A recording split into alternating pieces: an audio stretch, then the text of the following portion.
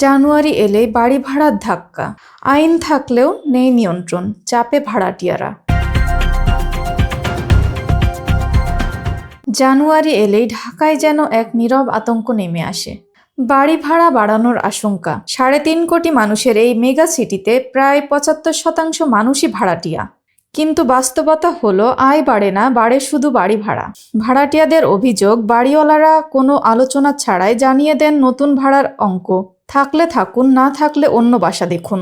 উত্তরার ৯ নম্বর সেক্টরের বাসিন্দা আব্দুল মালেক জনি বলছেন, ৭ বছর আগে যে ৭৫০ বর্গফুটের ফ্ল্যাটের ভাড়া ছিল ১৭,০০০ টাকা, আজ সেখানে দিতে হচ্ছে ২৫,০০০ টাকা। তার ভাষায়, আমি চলে গেলেও বাড়িওয়ালার সমস্যা নেই, আরও বেশি টাকায় ভাড়াটিয়া পাওয়া যাবে। উত্তরা, মিরপুর, ধানমন্ডি ও হাতিরঝিল এলাকায় সরেজমিন তথ্যে দেখা যায়, গত ১০ বছরে ঢাকায় বাড়ি ভাড়া বেড়েছে প্রায় দ্বিগুণ।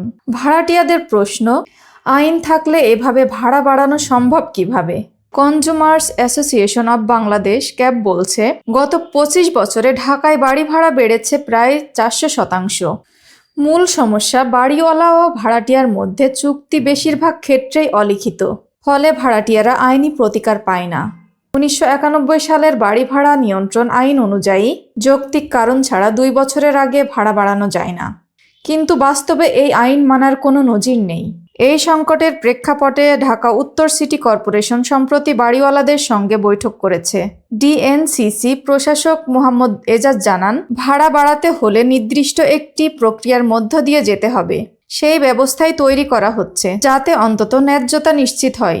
বিষয়টি গড়িয়েছে আদালত পর্যন্ত। গত ২ ডিসেম্বর বাড়ি ভাড়া নির্ধারণের কেন নীতিমালা করা হবে না, এই প্রশ্নে হাইকোর্ট রুল জারি করেছে। এখন প্রশ্ন একটাই, আইন কি এবার সত্যি কার্যকর হবে, নাকি জানুয়ারি এলে ভাড়াটিয়ারা আবারও নিঃশব্দে চাপ সইবে? এই সম্পর্কে আপনার মতামত কমেন্টে জানাতে ভুলবেন না। Tania Sultana, Bangla news orbit.